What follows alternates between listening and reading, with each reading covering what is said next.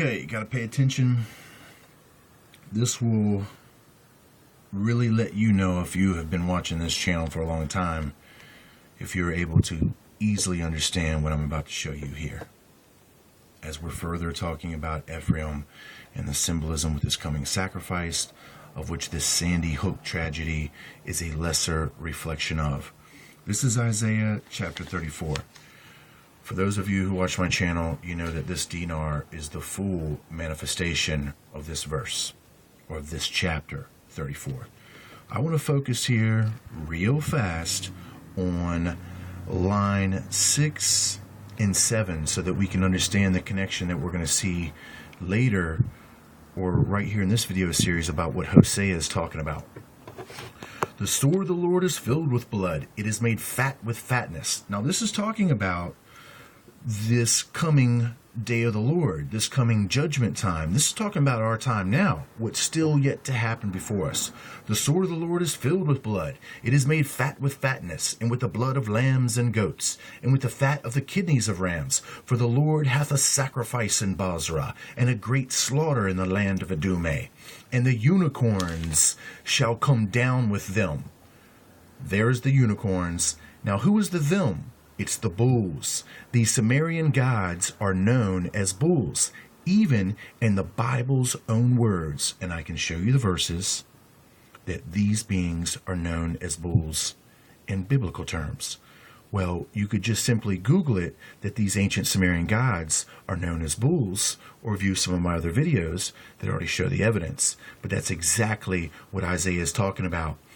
These unicorns in relationship to these bulls. These bulls are the ancient sons of God that mated with the daughters of men. If these bulls mated with the daughters of men, and I told you that these original daughters of men that they mated with in Genesis 6 became the root bloodline for the 13 elite illuminated families that they used to control the world. It's these daughters that they selected from the progeny of mankind to share this dark occultic knowledge with, and they become the seat of authority for these secret societies and mystery religions which have ruled over our world as a direct result of the knowledge that they gave their female ancestry, known as the daughters of men, that bred with these ancient Nephilim, or these ancient demigods. So you need to understand that. Now you know who the bulls are. The bulls are the ancient Anunnaki, the ancient sons of God. Now you know that the daughters that they bred with would be known as heifers. They would be seen as females to the bulls. And now you can see what the depth of Hosea is really trying to tell you here.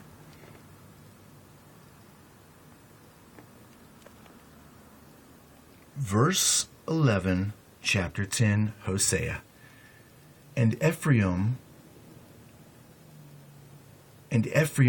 is as an heifer that is taught, and loveth to tread out the corn. Now that you have a little from here, and precept been built upon precept, line upon line, like Isaiah tells us to do, you can understand who this heifer is that's in relationship that Ephraim is being compared to, because the heifer is the original females of the progeny of men that had been seduced by the sons of God and their occultic knowledge. So those heifers were actually taught that occultic knowledge, which is why the occult themselves revere the supposed sacred feminine, because this is where all their knowledge is coming from the union of the crossing of these genes with the daughters of mankind. They're the heifers. So Ephraim is not actually the heifer. It's being compared to these ancient heifers that were being taught the occultic knowledge. It's telling you that Ephraim is being taught the very same occultic knowledge that these ancient heifers were. And that's what is now being manifested in our world as this mystery religion, or the mystery schools, of which Freemasonry has its origin from. And now they're being taught to love to tread out this corn, which has everything to do with the harvest / sacrifice. So who are the ancient heifers? The daughters of men that bred the sons of God.